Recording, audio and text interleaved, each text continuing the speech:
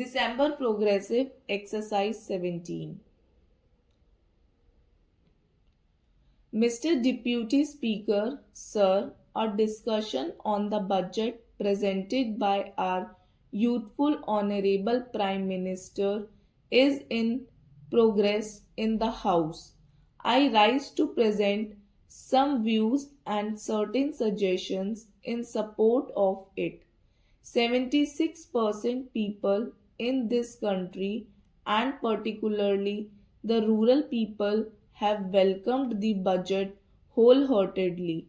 On the same hand, this budget would accelerate the pace of development, strengthening the economy, and on the other, it is hoped that there will be far reaching consequences for agriculture and industrial development. As my friends have pointed out, that the main aim of budget is not merely to present an estimate of income and expenditure. Instead, its aim is to point out as to what direction the economy would take in future, what percentage of people would be benefited, what are the priorities, and so on. It is through the medium of budget that the government gets an opportunity to convey all such matters to the public. Among the priorities which have been fixed by the Honorable Prime Minister in the budget of 1987 to 88, rural development and poverty elimination programs have been given a special emphasis.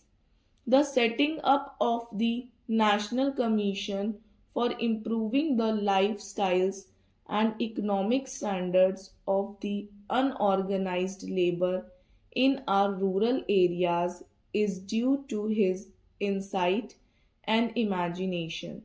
It shows his concern for the poor and his socialistic way of thinking.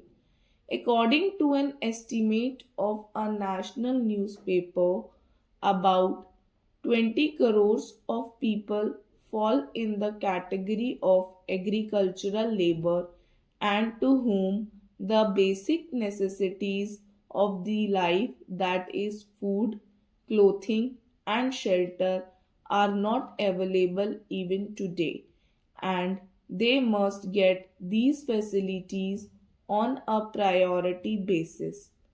I want to congratulate the Honorable Prime Minister for paying his attention to that section and for making special efforts to uplift them by setting up this commission. This work should be done properly, surveys should be conducted, and proper directions should be given for implementing the various socio-economic programs in the rural areas. It would not be correct to think that we would achieve success by merely setting up a commission. Similarly, rupees 200 crores have been earmarked in the budget for poverty alleviation programs like IRDP, NREP. 2 points are clear from this.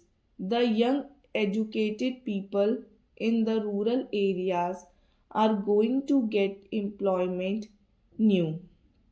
The Integrated Rural Development Program might help in this direction, and in the 6th 5-year plan and 7th 5-year plan, about 2 crores of people have been benefited under this program, which no one can deny.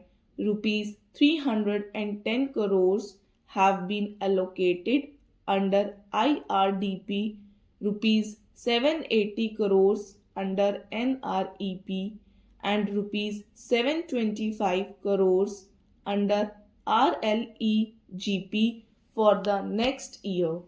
It would enable 40 lakh people to get employment under IRDP, under NREP.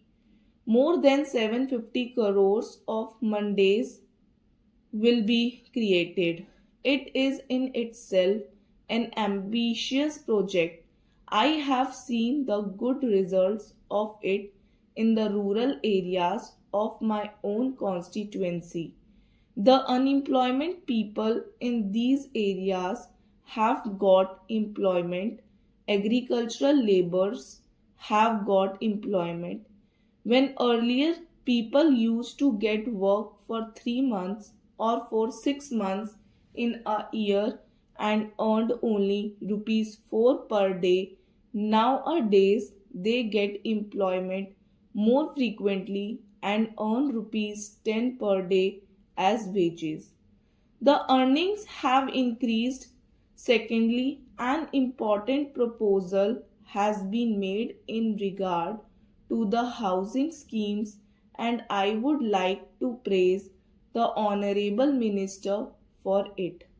Highest priority has been given to the housing schemes in both rural and urban areas, for which I want to congratulate the Honorable Prime Minister on behalf of crores of people this country.